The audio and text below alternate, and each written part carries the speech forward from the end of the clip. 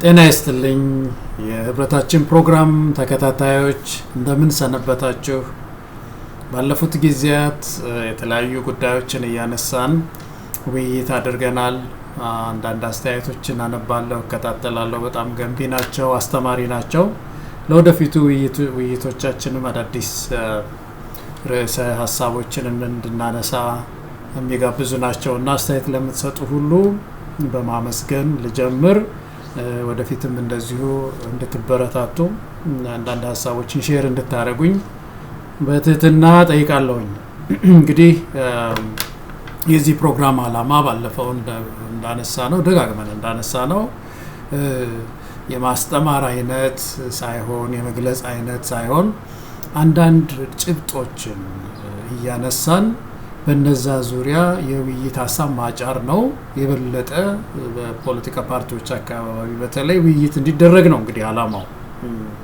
እንግዲህ የፖለቲካ ስልጣን የሚያምረን ሰዎች ወደ ፖለቲካ ውስጥ የገባን ወደዛ ዝንባሌ ያለን ሰዎች አንዳንድ መሰረታዊ የሆኑ ጉዳዮች አሉ ልንገነዘባቸው የሚገባ።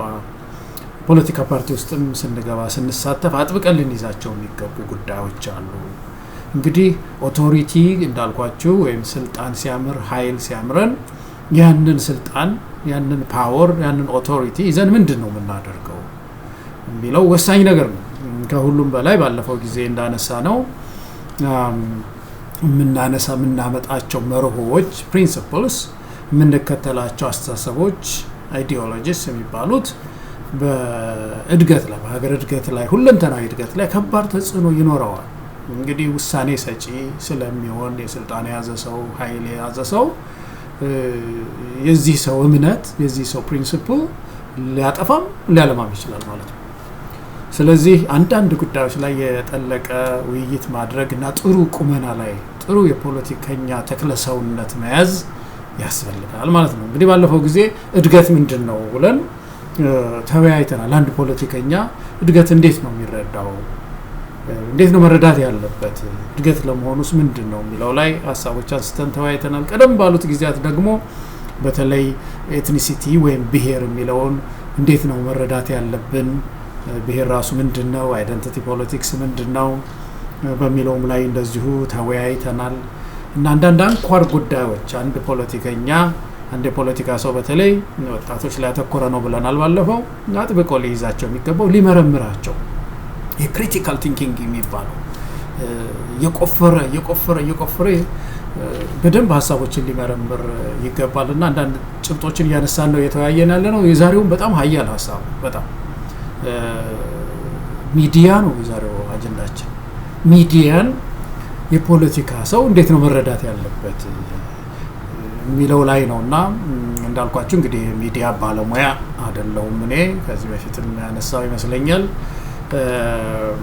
ግን የራኩ አይመስለኝም። በጣም ለሙያው ካለኝ ክብር የተነሳ ይሆናል ብዙ የራኩ አይመስለኝም።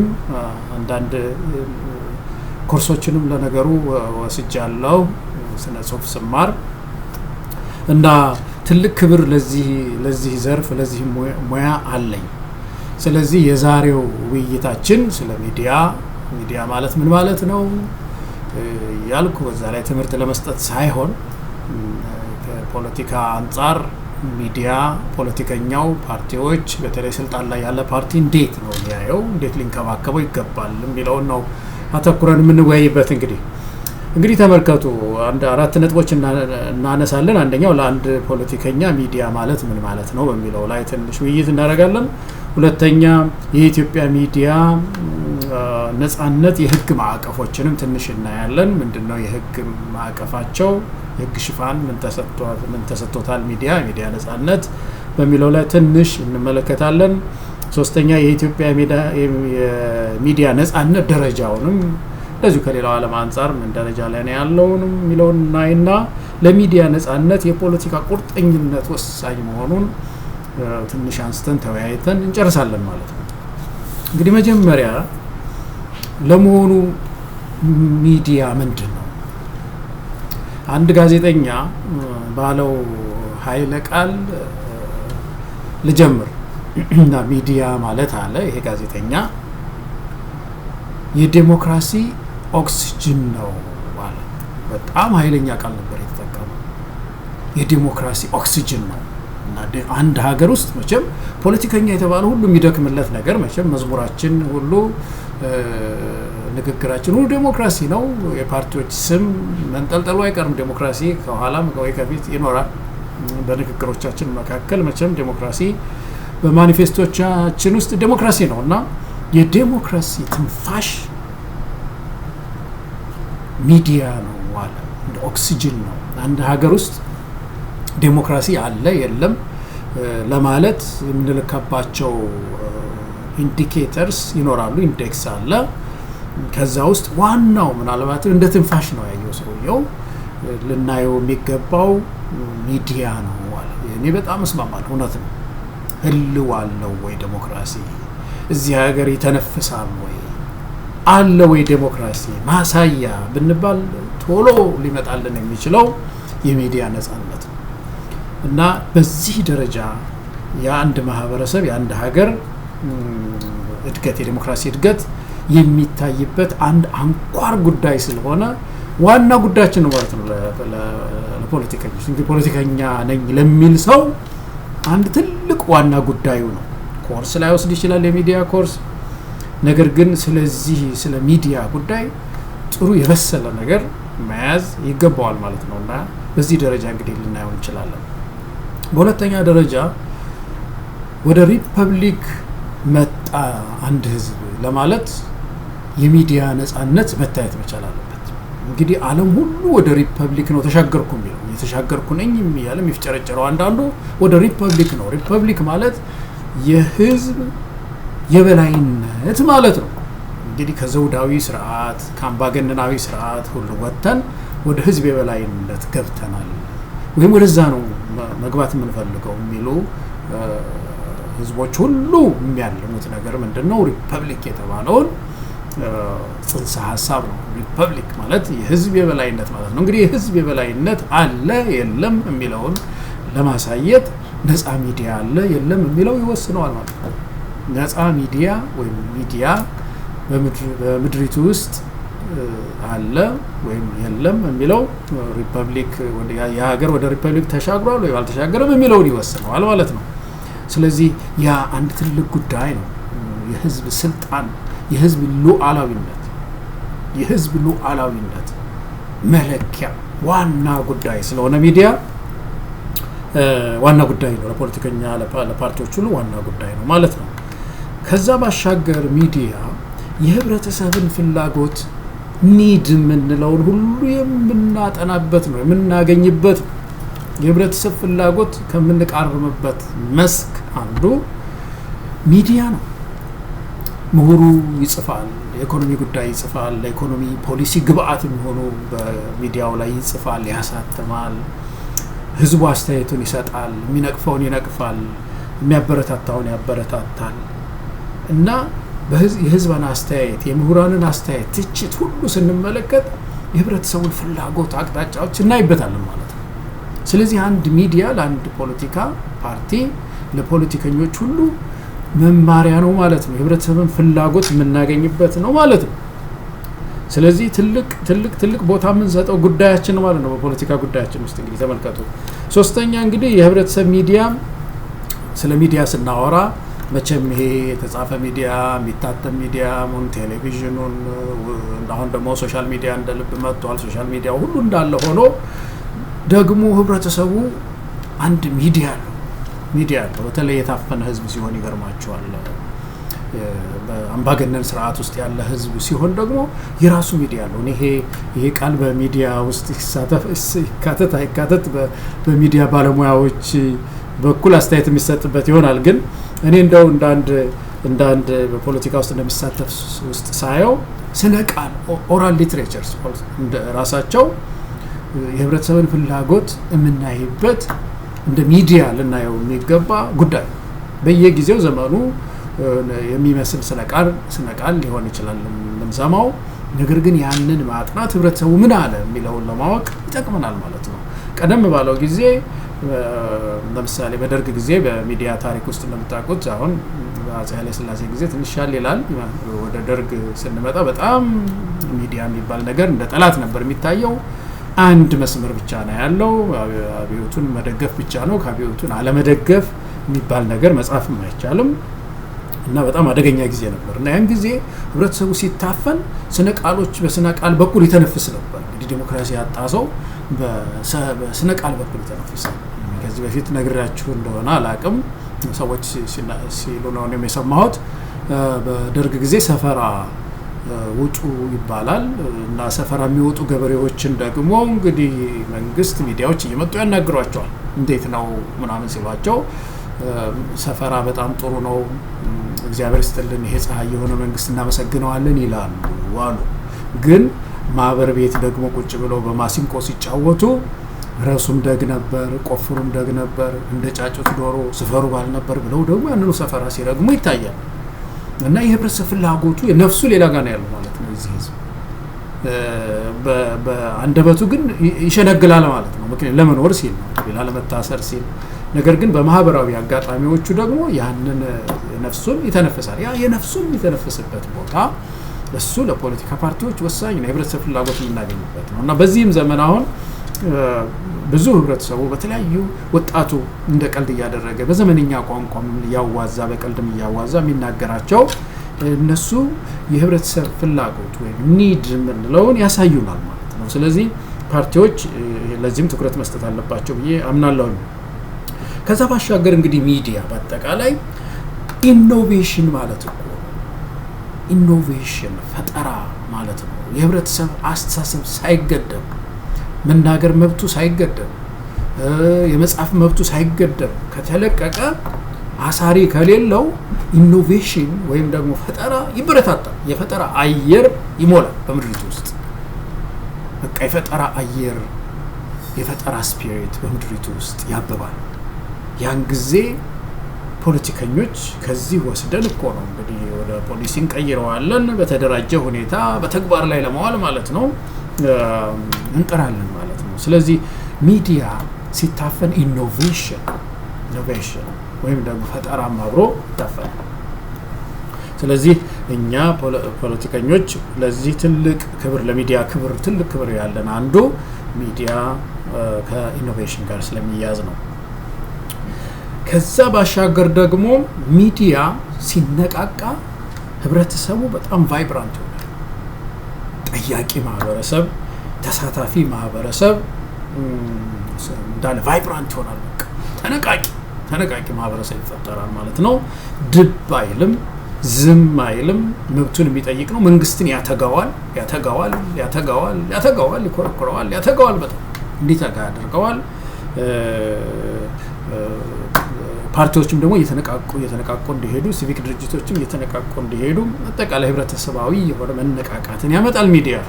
ሚዲያ ሲታፈን ይሄ ሶሳይቲ ቫይብራንት አይሆንም፣ አይነቃቃም፣ ጸጥ ይላል፣ ይተክዛል፣ ድብታ ይመጣል። ስለዚህ ጉዳዩ ነው የፖለቲካ ፓርቲ የፖለቲካ ስልጣን የሚመኙ ዋና ጉዳያችን ነው ማለት ነው፣ ጉዳዩ ነው ማለት ነው። ሌላው አንድ ትልቁ ችግር ምንድን ነው? ለሚዲያ ትልቅ ክብር የምንሰጠው ሚዲያ የሚታፈን ከሆነ አንድ ፓርቲ አሸንፎ ሲመጣ ሚዲያን መጫወቻ ካደረገው ካፈነው ሚዲያው በሶስት ወይ በሁለት ሊከፈል ይችላል። እንግዲህ አንደኛው መንግስት የሚቆጣጠረው የመንግስት ማይክሮፎን ይኖራል። ከመንግስት ደግሞ የከለከላቸው መንግስት የጨቆናቸው የገፋቸው ሚዲያዎች ደግሞ የሚዲያውን ማለትም የጋዜጠኝነቱን ሚና ለጊዜው የተውትና አድቮኬሲ ጆርናሊዝም ያብባል ማለት ነው። አድቮኬሲ ጆርናሊዝም የሚባለው ወደዛ ያዘነብላሉ እና ሌሎች ቅስቀሳ የአክቲቪዝም ስራዎች እንዲሰሩ ያስገድዳቸዋል ማለት ነው። ይሄ የመንግስት የሚዲያ አያያዝ ነው። አንድ ፓርቲ ገዢ ፓርቲ ሲሆን በገዥነቱ ሚዲያውን እኔን ብቻ መሞገስ አለበት፣ ጥሩ ስራ በልኔን ሲል፣ እነዚህ ጋዜጠኞች ደግሞ ስራቸው ያደረገው ጋዜጠኛው እየጎረጎረ በተለይ ይሄ ኢንቨስቲጌሽን ነገር የሚሰሩ ጆርናሊስቶች ወይም ጋዜጠኞች ደግሞ እየመረመሩ ህብረተሰብ ብሶት ሙስናውን ምኑ ማውጣት ነው ስራቸው። ያንን ሲከለከሉ እዛ ይወጡና ሌላ ጎራ ይዛሉ ማለት ነው። ስለዚህ የመንግስት ማይክሮፎን ይኖራል፣ የአክቲቪስቶች ደግሞ የመንግስት ተቃዋሚ ማይክሮፎን እዚህ ጋር ይኖራል እና ህብረተሰቡ ደግሞ ወይ ሌላ ማይክሮፎንም ሊኖረው ይችላል። የሶሻል ሚዲያውን ይዝና እዛች ላይ ሊዝናና ይችላል። እንደዚህ ይሆንና በመካከል ሚዛናዊ የሆነ ሚዲያ ጨርሶ ይጠፋል ከምድራችን ማለት ነው። ሚዛናዊ ሚዲያ ገበያ ያጣል ማለት ነው። የሚቀበለው ያጣል፣ የሚያዳምጠውም ሊያጣ ይችላል፣ አይኖርም። ይህንን የሚያመጣው የሚዲያ አፈና ነው። ስለዚህ ይሄ እንዳይከሰት በህብረተሰብ ውስጥ ሚዲያ ሚናውን ጠብቆ ሚዛናዊ የሆኑ ስራዎችን እየሰራ እንዲቀጥል፣ ጋዜጠኞቻችን እንዳይሰቃዩ ማድረግ የፖለቲከኞች ዋና ስራ ነው ማለት ነው። ሌላው እንግዲህ ያው የታወቀው ነገር ለሚዲያ በሚዲያ በኩል ነው ህብረተሰብ ፓርቲዎች የሚያገኙት፣ ፖለቲከኞች የሚያገኙት ፖሊሲዎቻቸውን፣ አቅጣጫዎቻቸውን የሚያስተዋውቁበት፣ ቅስቀሳ የሚያደርጉበት ሚዲያ ነው። ስለዚህ ለዚህ ሚዲያ ለዚህ ፕላትፎርም ትልቅ ክብር መስጠት ያስፈልጋል ማለት ነው። ይሄ ነው አንዱ መነሳት ያለበት። እንግዲህ ይህንን ካልኩ በኋላ አሁን በሀገራችን ውስጥ ሚዲያው ምን ላይ ነው ያለው የሚለውን ነገር ጥቂት እናንሳ። እንግዲህ ይህን ያህል ክብር ልንሰጠው ይገባል። ሚዲያ ማለት እንደው ርቀን ሄደን ኦክሲጅን ነው ሁሉ ብለናል እኮ። ኦክሲጅን ነው ያ ጋዜጠኛ ያለውን እኔ ተቀብያለሁ። ኦክሲጅን ነው፣ መተንፈሻ ነው። ያ ኦክሲጅኑ ከታፈረ አንድ ሰው ተመልከቱ እንግዲህ መተንፈስ የማይችል ከሆነ መኖር አይችልም፣ ህልውና የለውም። ስለዚህ ሚዲያ ከሌላ አንድ ሀገር ውስጥ ዲሞክራሲ አለ፣ በሌላ መለክ ያለሁኝ በዚህኛው አለሁ ማለት አይቻልም ማለት ነው። እና ሚዲያ ወሳኝ ነገር ነው ብለናል። እንግዲህ ይህን ካልን በኋላ ግን ኢትዮጵያ ውስጥ እንዴት ነው ያለው የሚለውን ጥቂት ማንሳት ያስፈልገናል። የህግን ማዕቀፍ ያያችሁ እንደሆነ ከፍተኛ ክብር አለው። መቼም ይሄን ህገ መንግስት ሳነሳ አንዳንድ ጊዜ ራሴን እጠይቃለሁ። ምንድነው የምጠይቀው? አንዳንድ ጊዜ ህገ መንግስቱን እጠቅሳለሁ። ህገ መንግስት እዚህኛው ላይ ያለው አንቀጽ ተከብሯል አልተከበረም እላለሁኝ። በሌላ በኩል ደግሞ ቃወማቸው ደግሞ የህገ መንግስት አንቀጾች አሉ። ይሄ አንቀጽ ትክክል አይደለም እና ብዬ እላለሁ እና ግን ትክክል ነው ብዬ አስባለሁ። ለምንድነው ትክክል ነው ብዬ የማስበው? ኢትዮጵያ ውስጥ ያለብን ችግር አንድ የህግ የበላይነት ነው። ሁለተኛ ደግሞ የማይሆኑ ህጎች አሉ፣ የነሱ ደግሞ እንዲሻሩ እንዲለወጡ። ስለዚህ በጎ ዓለም አቀፍ ስታንዳርዳቸውን የጠበቁ ህጎች ህገ መንግስቱ ላይ ሰፍረው ሲገኙ እነሱን እናበረታታለን። ከዛ ውጪ የሆኑ ኢትዮጵያን የሚያፈርስ ለምሳሌ አንቀጽ 39 የመሳሰለውን ደግሞ እሱ የህግ የበላይነት ያገኝ ይከበር ብለን አንከራከርም ለዛ። ስለዚህ በኩልም ትክክል ነው ማለት ነው። እና እንግዲህ በህገ መንግስቱ ውስጥ ያያችሁ እንደሆነ በአንድ በኩል ስለ ድጋፍ ሚዲያውን የሚደግፈውን ያየ እንደሆነ ክፍል 2ን ብታዩት ዴሞክራሲያዊ መብቶች በሚለው ስር አንቀጽ 29 የአመለካከትና ሀሳብን በነፃ የመያዝና የመግለጽ መብት በሚለው ስር አንደኛ ይላል ማንኛውም ሰው ያለምንም ጣልቃ ገብነት የመሰለውን አመለካከት ለመያዝ ይችላል ይላል። ይሄ ትልቅ ነገር ነው። ተመልከቱ፣ ማንኛውም ሰው ያለምንም ጣልቃ ገብነት የመሰለውን አመለካከት ለመያዝ ይችላል ብሎ አውጇል። ይሄ ዓለም አቀፍ ስታንዳርዱን የጠበቀ ነው። ሁለተኛው ደግሞ አስገራሚ ነው። ምን ይላል መሰላችሁ? ሁለተኛው ማንኛውም ሰው ያለምንም ጣልቃ ገብነት ሐሳቡን የመግለጽ ነፃነት አለው። ይህ ነፃነት በሀገር ውስጥም ሆነ ከሀገር ውጪ ወሰን ሳይገደብለት በቃልም ሆነ በጽሁፍ ወይም በህትመት በስነ ጥበብ መልክ ወይም በመረጠው በማንኛውም የማሰራጫ ዘዴ ማንኛውንም አይነት መረጃና ሐሳብ የመሰብሰብ፣ የመቀበል፣ የማሰራጨት ነፃነትን ያካትታል ይላል። ይሄ መቼም በብዙ ሀገሮች በኩል በዚህ ደረጃ አልተቀመጠም። የሚገርማችሁ ነገር ያው ነፃነት አለ ነው የሚባለው እንጂ በዚህ ደረጃ አልተቀመጠም እና በጣም የተብራራ ነው። ውጭ ሀገርም ቢሆንም እኮ ነው የሚለው አንድ ሰው ውጭ ሀገር ሆኖም እንኳን ወደ ሀገር ቤት በዩቲዩብ ቢመጣ በፌስቡክ እንትን ቢል መብቱ ነው ይላል። ግን አሁን ያለበትን ሁኔታ የምታውቁት ነው። ውጭ ሀገር ያሉትንም ዩቲዩባቸውን ለማዘጋት፣ ፌስቡካቸውን ለማዘጋት፣ ትዊተራቸውን ለማዘጋት እንደው የሚናገሩትን ባሉበት ለማዘጋት ጥረት የሚያደርግ መንግስት እንደ ኢትዮጵያ መንግስት የለም። ቪኦኤን ሳይቀር የአሜሪካ ድምፅ ሳይቀር እሱን ጃም ለማድረግ ኢሳትን ታስታውሳላችሁ በህወሓት ጊዜ። አሁን ደግሞ ከፍተኛ ዘመቻ ነው ያለው በነፃ ሚዲያው ላይ ውጭ ሀገርም ሆኖ ማለት ነው። ግን የኢትዮጵያ ህገ መንግስት ይኸው ውጭ ሀገርም እንኳን ቢሆን መብቱ ነው የትም ሀገር ከባህር ማዶ ከባህር ወዲህ ሆኖ ሀሳቡን የመግለጽ ነፃነት አለው ይላል። ቃሉ ደስ ይላል በጣም። ግን ይህ ሲከበር አናየውም። እዛው 29 ላይ አንቀጽ 2 አካባቢ ንዑስ አንቀጽ 2 አካባቢ ቅድሚያ ምርመራ ሁሉ የለም፣ ሴንሰርሺፕ ሁሉ የለም ለሚዲያ ነው የሚለው። አንቀጽ 3 ንዑስ አንቀጽ 3 5 ላይ ያያችሁ እንደሆነ ደግሞ እንደዚህ ይላል። በመንግስት ገንዘብ የሚካሄድ ወይም በመንግስት ቁጥጥር ስር ያለ መገናኛ ብዙሃን የተለያዩ አስተያየቶችን ለማስተናገድ በሚያስችለው ሁኔታ እንዲመራ ይደረጋል ነው የሚለው። እንግዲህ ይሄ እንደ ኢቲቪ አይነት ኢትዮጵያ ቴሌቪዥን አይነት የመሳሰሉ በመንግስት እንደ ዋልታ አይነት በመንግስት የሚተዳደሩ ማለት ነው። እነሱ ሀሳብ ማስተናገድ አለባቸው። በመንግስት የሚደጎሙ ቢሆኑም በመንግስት ስር ቢሆኑም ነገር ግን በህዝብ ቀረጥ የሚተዳደሩ የህዝብ ናቸውና የተለያየ ሀሳብ ማንሸራሸር አለባቸው ይላቸዋል። በተግባር አታዩም። አሁን አብይ አህመድን ወጥቶ የሚተች በኢትዮጵያ ቴሌቪዥን ቦታ የለውም። እዛ ሄዶ አዝማሪ የሚሆን ለዛ ነው ቦታ የሚሰጠውና ተጽፏል። ወርቅ የሆነ መብት ተጽፏል። ግን በተግባር ይሄንን አታዩም። ግን ትልቅ የህግ ማዕቀፍ አለ። ዓለም አቀፍ ድንጋጌዎችን ያያችሁ እንደሆነ ለምሳሌ አንቀጽ 9 ብዙ ጊዜ የምንጠቅሰው አንቀጽ 9(4) ላይ ኢትዮጵያ የፈረመቻቸው ዓለም አቀፍ ህጎች የኢትዮጵያ ህግ ይሆናሉ ነው የሚለው። እንግዲህ በዚህ በሚዲያ ዙሪያ የሲቪልና የፖለቲካ መብቶች ዓለም አቀፍ ቃል ኪዳን የሚባል ፈርማለች ኢትዮጵያ። እዛ ላይ ስለ ፕሬስ ፍሪደም አለ፣ ያንን ፈርማለች። የአፍሪካ ህብረት የሰዎችና የህዝቦች መብት የሚባል ፈርማለች። ዩኤን ብዙ ቃል ኪዳኖችን ገብታለች። እና እነዚህ ሁሉ ሲደመሩ የሀገር ውስጡም የውጭ ሀገሩ ለሚዲያ የሰጠው የህግ ማዕቀፍ መቼም አያሌ ነው። በጣም ከፍተኛ መብት አጎናጽፎት ነበረ። ነገር ግን ይሄ ብቻ አይደለም። የሚገርማችሁ የህግ ማዕቀፉን ያየን እንደሆነ ደግሞ እንደዚህ አይነት መብት ይሰጠውና በሌላ በኩል ደግሞ ሌሎች ያልተለመዱ ህጎች ይወጣሉ። ለምሳሌ የጥላቻ ንግግር ህግ ይልና ያወጡና በዛ ለማሸማቀቅ ይሞክራሉ። የፕሬስ ህግ ይባላል። አሁን ብዙ ጊዜ ምንተቸው ነው የፕሬስ ህግ። ፕሬሱን ራሱ ለምሳሌ ሚዲያውን ለብቻው ጋዜጠኛው በዛ ህግ ለመያዝ መሞከር ምን ያስፈልጋል? ሀገሪቱ የወንጀለኛ መቅጫ ህግ የሚባል አላት፣ ፍትሐ ብሔር የሚባል ህግ አላት።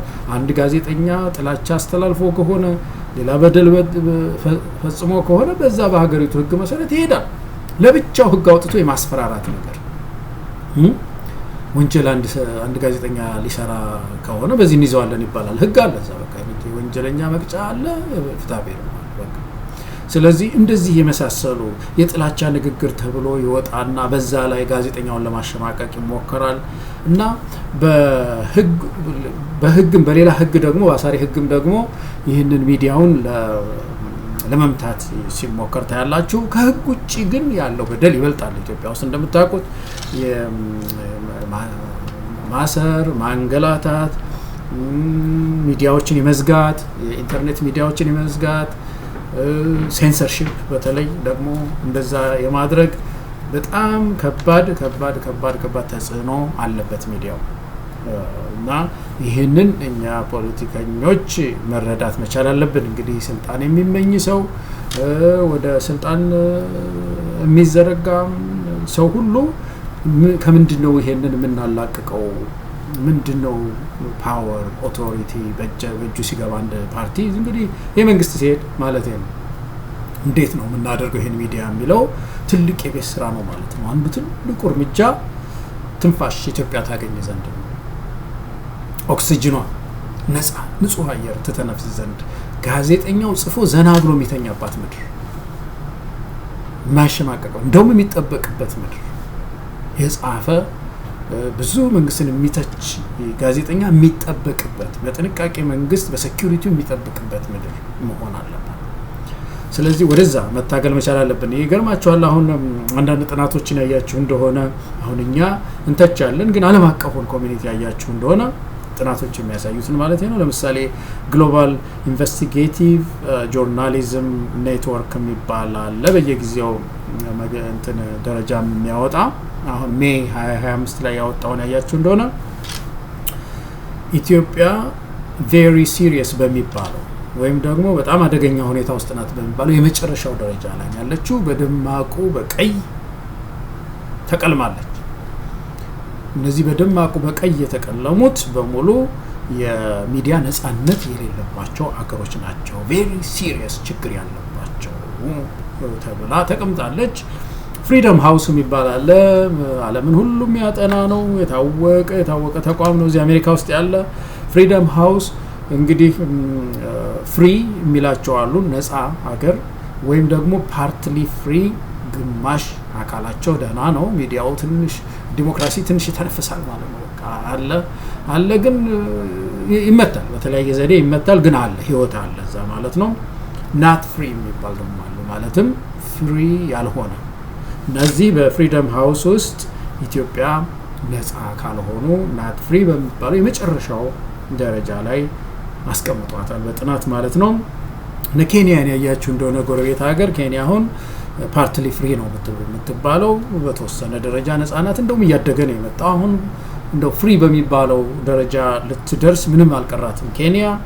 በጣም የሚያስገርማችሁ ሶማሌላንድ በሀገርነት እንኳን እውቅና የሌላት ሀገር ሶማሌላንድ እንኳን ፓርትሊ ፍሪ ናት ማለትም ይተነፍስባታል ዴሞክራሲ። ያ ወንድም ያለው መስጦኝ ነው እንግዲህ ከኦክሲጅን ጋር ያገናኘሁትና ትንሽ ይተነፍሳል ማለት ነው። ሶማሌላንድ ውስጥ ዴሞክራሲ ሙሉ በሙሉ አልጠፋም።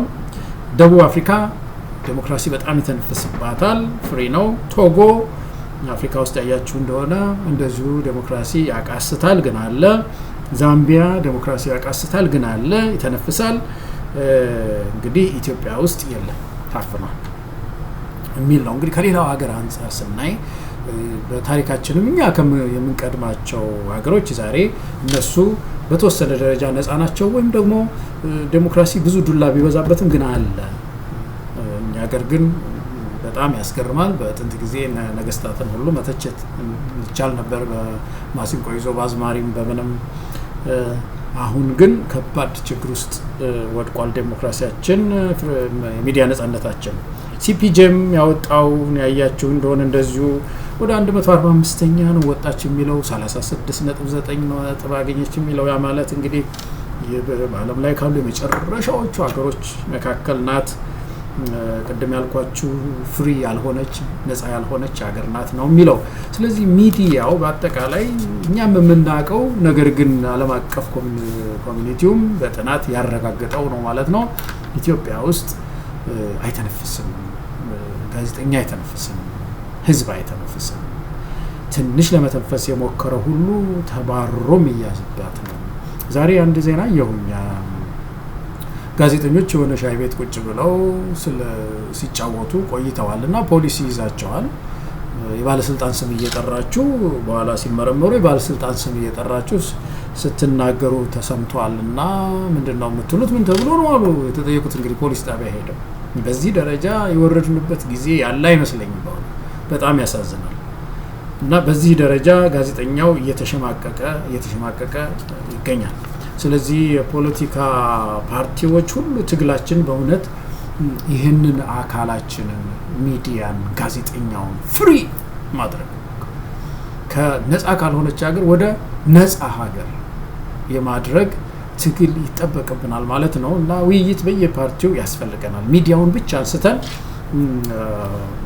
እንዴት ይህ አካላችን ተጎዳ በዚህ ደረጃ እንዴት ሆነ ብለን የጋራ የትግል አጀንዳችን አንድ ዋና አጀንዳችን አሁን ኑሮ ሁኔታ እንደምንለው አይነት ሚዲያ በኢትዮጵያ ውስጥ ከባድ ችግር ውስጥ ወድቋልና ትግል ማድረግ ይኖርብናል የፖለቲካ ፓርቲዎች። እንግዲህ ግን አንድ ነገር እናንሳ። አሁን በተለይ በዚህ ዘመን ሚዲያው ከባድ ችግር ላይ ነው። ናት ፍሪ ሆኗል፣ ነፃ አልሆነም። ምንድነው ምክንያቱ? ለምንድነው መንግስት የሚያሳድደው? አብይ አህመድ ሆይ ሚዲያ እንደዚህ ቢለውስ ለምን ታሳድደኛለህ? ስለምን ታሳድደኛለህ ይላል ሚዲያው አይደለም። እና አብይ አህመድ አስተዳደሩ ሚዲያውን የሚያሳድድባቸው ጥቂት መንስኤዎች እናንሳ። አንደኛው መንስኤ መንግስት ዴሊቨር ማድረግ አልቻለም፣ እንጀራ ማቅረብ አልቻለም። አንዱ ትልቁ ችግር ይሄ ነው። ሚዲያው ዱላ የበዛበት ፕሮቫይድ ማድረግ አልቻለም፣ ዴሊቨር ማድረግ አልቻለም። መንግስት እንጀራ አያቀርብም፣ አገልግሎት አያቀርብም፣ ችግር አይፈታም፣ ተቋም አይገነባም። ተመልከቱ፣ ብዙ ጊዜ ከመሳይም ጋር አነሳን። መቼም የሚሰራቸው በጠቅላይ ሚኒስትሩ ትኩረት ስር ናቸው የሚላቸው እነዚህ እነ ዶሮ እነ እንቁላል እነ ወተትን ጉዳይ ስታዩ እነሱ በሌላ ተቋም የሚሰሩ ሆነው አሁን ዋና ትኩረት የሚሹ ምንድን ናቸው? ለምሳሌ ኢንፍሌሽን ጉዳይ ነው አይደለም? ኢንፍሌሽኑን በሚመለከት የተለያዩ ግብረ ኃይል ተውጣጥቶ በሱ ክትትል ስር ትኩረት ተሰጥቶት ኢንፍሌሽኑ የሚገታበት ኑሮ የሚቀልበት ኑሮ ውድነት የሚቀልበት መንገድ አይደለም የሚፈልገው። በቃ ግዴ ነው በጣም ደሞዝ የጠየቀ እንደሆነ ሰብስቦ ቻሉት ብሎ መመለስ ነው። እና ይሄ ትልቁ ችግሩ መንግስት ዴሊቨር ማድረግ አልቻለም፣ ማቅረብ አልቻለም። ስለዚህ ይሄንን አለማቅረቡን ማን ነው እያጋለጠ የሚሄደው? ሚዲያው ነው። ይሄንን ድክመቱን የሚያጋልጠው ሚዲያው ነው። ስለዚህ ይሄን ደግሞ አይፈልግም አብይ አህመድ። አላቀረብክም መባል አይፈልግም። እያንዳንዱ ግለሰብ የተደቆሰ ቢኖር ይሻለዋል። ሚዲያው ይሄንን ሲያጋልጥ ህብረተሰብ የመጠየቅ ነገር ይመጣል። ስለዚህ ያ አንዱ ችግሩ የመንግስት ዴሊቨር አለማቅረብ፣ እንጀራ አለማቅረብ አንዱ ችግር እሱ ነው። ሁለተኛው ሙስና ነው። ሙስና በተለይ እነዚህ ይሄ ምንድነው የምርመራ ጋዜጠኝነት እንደ ጦር ነው የሚፈሩት ዲክቴተርስ ወይም አምባገነኖች እንደ ጦር ነው የሚፈሩት። በብዙ ሀገር አምባገነኖች የምርመራ ጋዜጠኝነትን በጣም ይጠሉታል። ስለዚህ ይሄንን ሙያ የያዙ እንደዚህ አይነት ጽሁፍ የሚጽፉ ጋዜጠኞች ህይወታቸው አደጋ ላይ ነው ያለው። በቃ በተለይ ኢትዮጵያ ውስጥ አሁን ደግሞ የምርመራ ጋዜጠኝነት ጨርሶ የሚታሰብ አልሆነ። ባለስልጣንን፣ ተቋምን መመርመር፣ ሚሊቴሪውን መመርመር። አሁን ብዙዎች የታሰሩ ጋዜጠኞች የምናውቀው ነው። ሚሊቴሪውን ለምነካ ጀነራል ከሬን ስሙን አንስተሃል፣ ሚሊቴሪ ውስጥ ወይም ደግሞ ሴኩሪቲ ውስጥ ወይም ደግሞ የሆነ ቦታ ያነሳው ምርመራ አደገኛ ነው ብለው ከሀገር ሴኩሪቲ ከምን ጋር እያምታቱ ይሄንን ሚዲያውን ሲያጠቁት እናያለን። እና ሁለተኛው ምክንያት ሙስና የተስፋፋበት ሀገር ባለስልጣናቶቹ የፖለቲካ ስልጣን የያዙ ሰዎች ሚዲያውን ይጠሉታል። ስለዚህ ለማጥፋት ይሞክራሉ። እና አንዱ ትልቁ ችግር ኢትዮጵያ ውስጥ ይሄ ነው፣ ሙስና መስፋፋት ነው። ሌላው ሶስተኛው ህዝብ እንዳይነቃ እና እንዳይደራጅ ሚዲያ የሚከለከለው። እንግዲህ በደል ሲበዛ ያንን በደል በየቤቱ ያለውን በደል በሚዲያ ስታዩት አርቲኩሌት ሲደረግ ውይይት ሲደረግበት እዚህ ጋዜጣ ላይ ወጣ አሁን አይተዋሉ ህብረተሰቡን ኑሮ የሚገልጽ ነው ሲባል ህብረተሰብ ያደራጀዋል፣ ያ አጀንዳ የሆነ ያደራጀዋል፣ ያነቃዋል። ይህ እንዳይሆን ሚዲያው እንዲጠፋ ይደረጋል። ስለዚህ አንዱ ችግር ይሄ ነው። ከዚህ የተነሳ ኢትዮጵያ ውስጥ ሚዲያ ከባድ ችግር ውስጥ ወድቋል ማለት ነው። ስለዚህ ምንድነው ማድረግ ያለብን? አንድ ይሄንን አጀንዳችን አድርገን ዋና አጀንዳችን አድርገን ፓርቲዎች ሁሉ ሲቪክ ድርጅቶች ሁሉ ልንታገል ይገባል። በአንድ ሀገር ውስጥ ሚዲያ ከጠፋ ቀደም ሲል መግቢያ ላይ ያለው የማይተነፍስ ዴሞክራሲ፣ የሞተ ዴሞክራሲ ታቅፈን ያለው ዴሞክራሲ አለ እንለዋለን፣ የለም እሱ አይተነፍስም። አለ ኢትዮጵያ ውስጥ ዴሞክራሲ ይላል መንግስት፣ አይተነፍስም። እንዳይተነፍስ ተደርጎ ተጠርዟል። ስለዚህ ህልው ይኖረው ዘንድ በምድራችን ውስጥ ፓርቲዎች ዋና የመታገያ አጀንዳቸው አድርገው የሚዲያውን ነጻነት ሊታገሉለት ይገባል። ሌላው ሁለተኛም ፓርቲዎችም ፖለቲከኞችም ዘመኑን መዋጀት ያስፈልጋል። ለምሳሌ ኤአይ አሁን ይሄ አርቲፊሻል ኢንተለጀንስ የሚባለው ፈጠራ በሚዲያው ላይ ከባድ ተጽዕኖ እያመጣ ነው ያለው። ስለዚህ በፖሊሲዎቻችን ላይ ከዚህ ጋር የተገናዘቡ ፖሊሲዎች ማውጣት ይጠበቅብናል። ኤአይ በአንድ በኩል ጥሩ ነገር ይዞ መጥቷል። መረጃ ቶሎ እንዲደርስ በማድረግ በኩል ዴሊቨር ለማድረግ የሚያግዝ ቴክኖሎጂ ሆኗል። በሌላ በኩል ግን ራሱን የቻለ የራሱ ሴንሰርሺፕ ደግሞ ይዞ መጥቷል። ጥላቻንም ለማሰራጨት በጣም ምቹ ሆኗል ይሄ ኤአይ። ከዚህ የተነሳ ጥንቃቄ ያስፈልጋል እና ፖሊሲ ሲቀረጽ ሚዲያውን በሚመለከት ፖሊሲ ሲቀረጽ ኤአይ አሁን አንድ ራሱን የቻለ ጥናት ያስፈልገዋል ማለት ነው። ፓርቲዎች በዚህ ዙሪያ ጥናት ማድረግ ይጠበቅባቸዋል። ወደፊት እያደገ ነው የመጣው የአርቲፊሻል ኢንተለጀንስ እና አሁን ኢትዮጵያ ውስጥ ያለው ኤአይ ይሄን ነው እያደረገ ያለው። አብይ አህመድ አሁን በጣም እየተጠቀሙበት ያለው አርቲፊሻል ኢንተለጀንስ ነው ሚዲያውን ለማጥቃት። እንግዲህ እንዳልኳችሁ በፍጥረቱ ሚዲያን ለመጥቀምም ይሆናል ለማጥቃትም ደግሞ የሚቻልበት ሁኔታ ነው ያለውና ይሄንንም ጉዳይ ወደፊት ፓርቲዎች በፖሊሲዎቻቸው በማኒፌስቶቸው ላይ ጉዳያቸው አድርገው ሊያዩት ይገባል። እንግዲህ በአጠቃላይ ሚዲያን ነጻነት የሚያጠፋውን መታገል ያስፈልጋል። የፖለቲካ ኮሚትመንት ደግሞ ፖለቲከኞች አካባቢ በጣም ያስፈልጋል። በሚዲያ ላይ ያለን እምነት ወሳኝ፣ ሚዲያን መልቀቅ እንዲናገር ማድረግ ይሄ የሪፐብሊክ ጽንሰ ሀሳብ መሰረት ነው እና በዚህ ላይ ፓርቲዎች ሁሉ ቁርጠኛ አቋም እንዳላቸው ገምታለሁኝ። በተቃዋሚ ፓርቲዎች የበለጠ እንደው እንድንወያይበት ብዬ ነው ይሄንን አጀንዳ ይዤ የመጣሁት ለዛሬ። የሚቀጥለው ጊዜ ደግሞ እንደዚሁ ሌላ ርዕሰ ጉዳይ ይዘን እንወያያለን። ስላዳመጣችሁኝ እጅግ በጣም አመሰግናለሁኝ። ይህን ፕሮግራም በማስተላለፍ በኩል አስተዋጽኦ ለሚያደርጉት ለወንድሜ መሳይ መኮንን፣ ለኢሳን ቴሌቪዥን ማኔጅመንት፣ ለቴክኒሽያኖቹ ሁሉ ከፍ ያለ ምስጋናዬን አቀርባለሁኝ። መልካም ጊዜ። ሰላም።